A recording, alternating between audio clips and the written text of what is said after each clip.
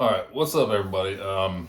Welcome to episode 4 of Revenant's Revenge. I want to go ahead and apologize to everybody for not being on here recently. I just had a lot of personal stuff going on. Specifically, I got my kids for the summer, which was a great visit. So they were down for a couple weeks, so I kind of put everything else to the back burner while I was spending some time with them. And I'm trying to get back into a routine and getting back to work and those kind of things since we've last spoken, which has been about a month. So there's lots of moving parts, lots of things going on. But again, I do apologize, and I want to thank one of my brothers for actually calling me out this past week and be like, "Look, just checking on you. Appreciate it. Not gonna drop any names, but I do appreciate you checking on me, brother." And basically calling me out, be like, "Look, people are listening. People are waiting for your next episode." So it kind of prompted me to pull my head out of my hind end and do what I need to do, even though I do have a lot of other things going on. So that being said, I've been thinking about a topic over the past couple weeks, well, really over the past month. Somebody really close to me uh, suggested this probably a good idea to cover this topic. And what I want to talk about is learning to love the word no. And to kind of, lead into that, or some other things that can come off of that specifically, is setting boundaries. Because those two things right there, they kind of go hand in hand.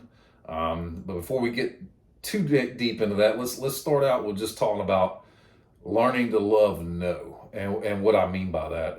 A long time ago, I worked for a gentleman while I was in the Marine Corps, and he reiterated this to me, like, learn to love the word no. Like, it's okay for somebody to tell you no, and that's okay. It's learn to love no, and embrace that quote unquote rejection when somebody tells you no. Don't be afraid to hear the word no. I mean, none of us like to be told no, especially when we're asking something or requesting something or something like that. However, it shouldn't be completely devastating when somebody tells you, "No, I'm not going to do that." And just kind of, I like to look at it like almost like a challenge. Well, why did this person tell me no? What can I do to get them to tell me yes, so that I can get what I'm trying to achieve here? What I want. And I can kind of relate that to, you think about. You hear this all the time, especially when I was younger. Think about guys dating and guys dating girls, and you tell a guy, "Hey, go ask for her phone number." Well, what if she says no? Well, so what? It, you don't have her phone number now.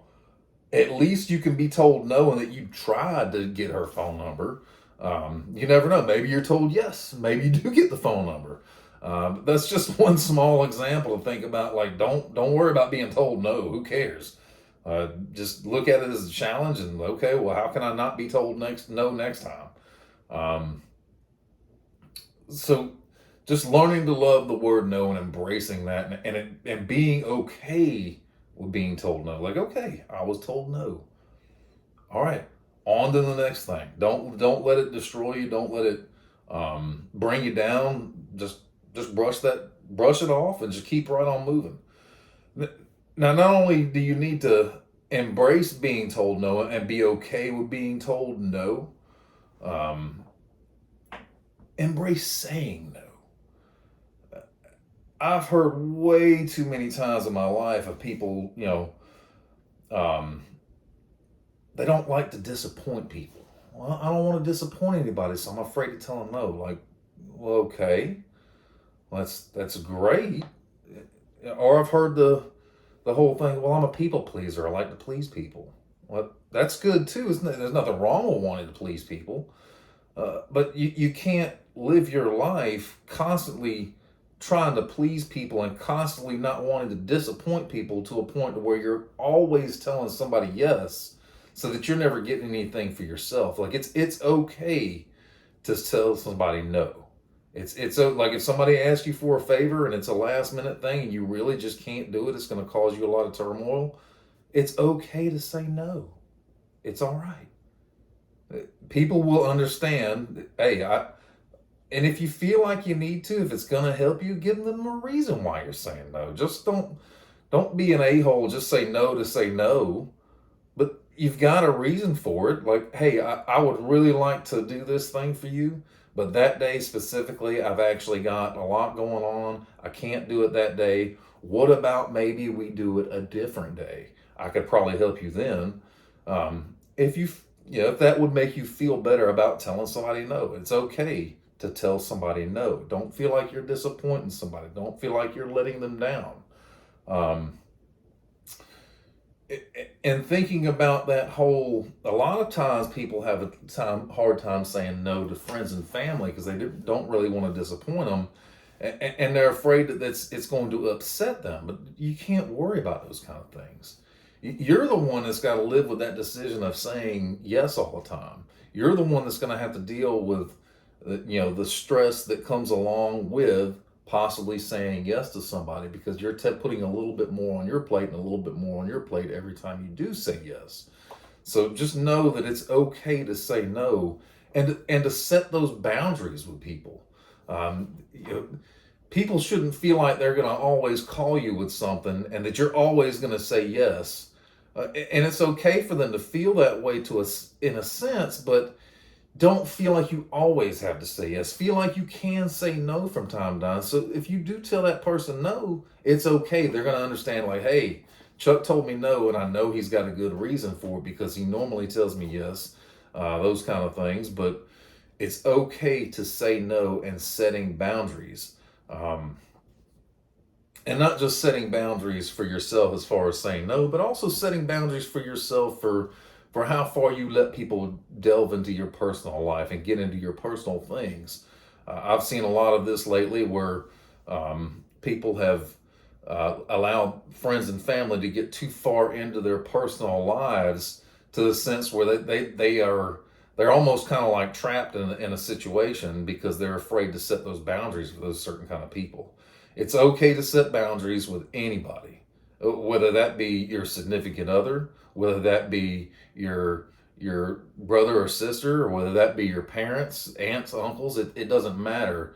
You should be able to set those boundaries with people so that because you're the one that's going to have to live with whatever repercussions or whatever comes along with those decisions that you make of either just letting people walk all over you by not setting boundaries. You're the one that's going to have to live with that.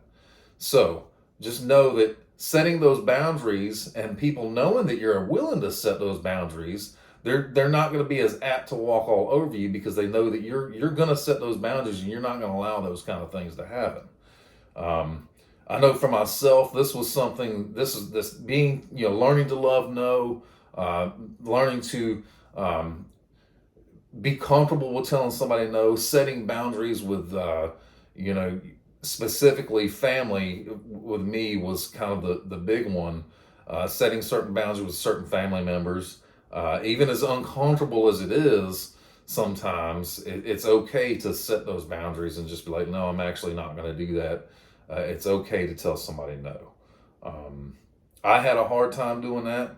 But I found that over the years, with me being able to do that, being able to have the capability to tell somebody no, to be okay with being told no, to set my boundaries, I found that my life has actually gotten a little bit easier in the sense that I'm okay with the decisions that I'm making, and I'm not going to allow somebody else to basically rule my life or push me in a certain direction that I don't want to be pushed, because I am able to set those boundaries for myself. And on top of all that, I hope that you guys were able to get a little something out of that message of, learning to love no and setting some boundaries and things like that. Since we've not talked in so long, I'm 110 days sober, and I'm also 37 days smoke free now. So things are looking up. Another 10 more days to be 4 months sober of not even. Not having any alcohol at all. So I'm glad the way things have turned out for myself over the past few months and just taking it one day at a time. Again, if you guys need anything, feel free to reach out to me, and I'm going to make a promise to you all to make this a weekly thing again, instead of letting it fall to the wayside like I did over the past month. Appreciate you guys listening. Take care of yourself, and I'll talk to y'all all next week.